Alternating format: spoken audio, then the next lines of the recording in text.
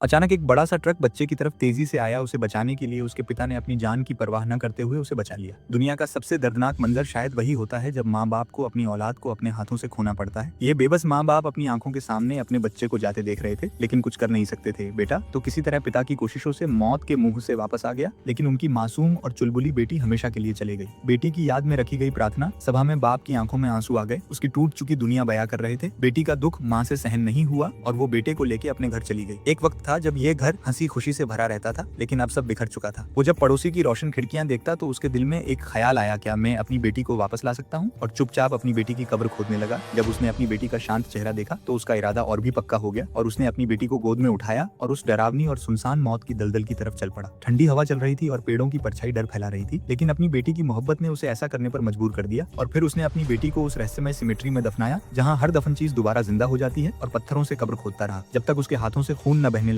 और फिर अपनी बेटी को उसमें रखा और अपने बेटी की चेहरे पर मिट्टी डालते वक्त उसने धीरे से कहा, सॉरी बेटा। और ये सब करने के बाद वो टूटा हुआ सा अपने घर लौट आया। फिर उसने अपनी बेटी के कपड़े निकाले और एक एक कर उन्हें बिस्तर पर रख दिए, जैसे अभी वो दरवाजा खोलकर अंदर आ जाएगी। रात के सन्नाटे में बाहर से कुछ आवाज आई और फिर वो डरते डरते बाहर निकला। दरवाजा खुला हुआ था। जमीन पे एक बच्चे के छोटे छोटे पैरों के निशान थे। उसका दिल उम्मीद और डर से भर गया। उन निशानों का पीछा करते करते वो बेसमेंट में गया जहाँ बेटी का सबसे पसंदीदा खिलौना रखा हुआ था। उसने अपने हाथों से पर्दा हटाया जहाँ एक पुराना फटा हुआ उल्लू का खिलौना रखा हुआ था। तभी उस सन्नाटे में उसके पीछे से किसी के कदमों की आवाज आई और उसकी बेटी अब वापस आ चुकी थी। ऐसी ही वीडियो के लिए चैनल को सब्सक्राइब करना न भूले।